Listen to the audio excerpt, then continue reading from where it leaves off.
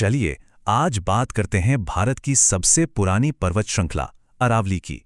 एक ऐसी श्रृंखला जिसने ना जाने कितनी सभ्यताओं को बनते और मिटते देखा है और जो अब खुद अपने वजूद को बचाने के लिए एक बहुत बड़ी लड़ाई लड़ रही है। सोचिए जरा, 3 अरब साल पुराने पृथ्वी की सबसे पुरानी पर्वत श्रृंखलाओं में से एक, उसे कोई भला कैसे गायब कर सकता है? ये ख्याल ही कितना अजीब लगता है ना। इसका जवाब जितना हैरान करने वाला है उतना ही कह सकते हैं आसान भी। बस उसकी परिभाषा बदल दीजिए। और यही वो एक बात है जो इस पूरे विवाद के केंद्र में है। तो आखिर ये सब हुआ कैसे? कहानी शुरू होती है एक नई परिभाषा से, एक ऐसा कदम जिसने पर्यावरणविदों, आम नागरिकों और राजनेताओं के बीच एक जबरदस्त बहस छेड़ दी है। तो हुआ ये कि 20 नवंबर 2025 को सुप्रीम कोर्ट ने एक नई परिभाषा को मंजूरी दे दी। अब इसके हिसाब से किसी पहाड़ी को अरावली तभी माना जाएगा जब वो अपने आसपास की जमीन से कम 100 मीटर ऊंची हो। अब सुनने में ये एक छोटा सा तकनीकी बदलाव लग सकता है, लेकिन इसके जो नतीजे हैं वो बहुत बड़े हैं। और इस एक छोटे से नियम के बदलाव का असर वो चौंकाने वाला है। सोचिए, राजस्थान, जहां अरावली का सबसे बड़ा हिस्सा है, वहां लगभग 90% रेंज अपनी कानूनी सुरक्षा ही खो देगी। सिर्फ 10% पहाड़ियां ही इस नए नियम पर खरी उतरती हैं। ये आंकड़ा बहुत बहुत बड़ा है। लेकिन सवाल यह है कि ये इतना जरूरी क्यों है? क्यों इतनी बात हो रही है इस पर? ये समझने के लिए हमें ये देखना होगा कि अरावली सिर्फ कुछ पहाड़ियां नहीं हैं, बल्कि ये उत्तर पश्चिम भारत की एक तरह से जीवन रेखा है, एक लाइफलाइन है। लेखक प्रणय लाल के शब्द इसकी अहमियत को बहुत खूबसूरती से बयां करते हैं। जरा सोचकर देखिए, जब धरती पर जीवन बस पनप ही रहा था, तब भी अरावली मौजूद थी। ये इस पूरे इलाके के भूवैज्ञानिक और कुदरती इतिहास की नींव है। हाँ, पूरे 3 अरब साल।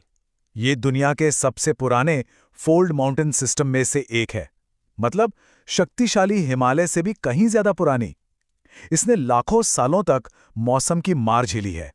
लेकिन आज ये एक बिल्कुल अलग, इंसानों द्वारा पैदा किए गए खतरे का सामना कर रही है। देखिए, अरावली की भूमिकाएं कई हैं और सब बहुत जरूरी हैं।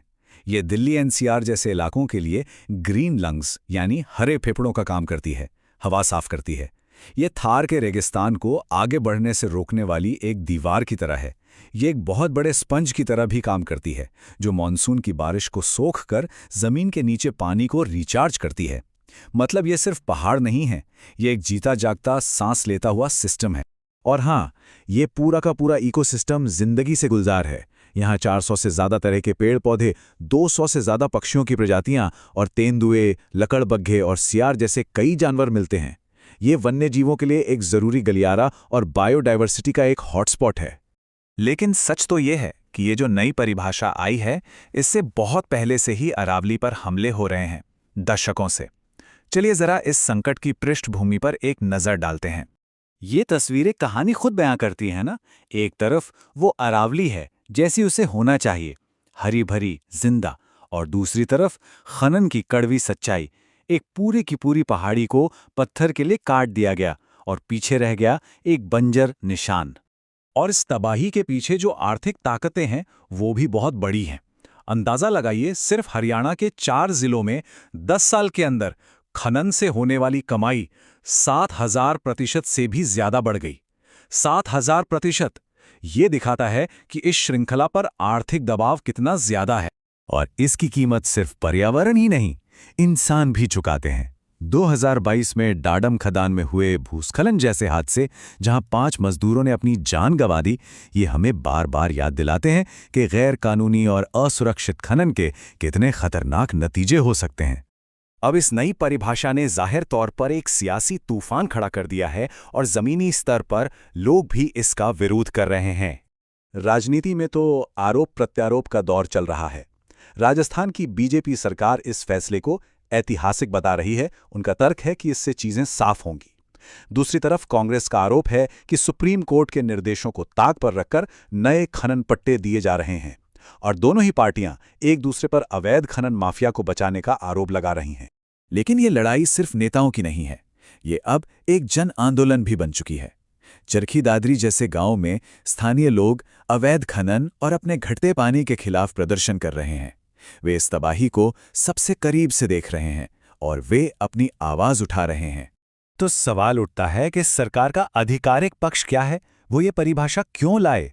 उनका कहना है कि दशकों से चली आ रही कन्फ्यूजन को खत्म करने के लिए एक साफ सुथरी परिभाषा की जरूरत थी।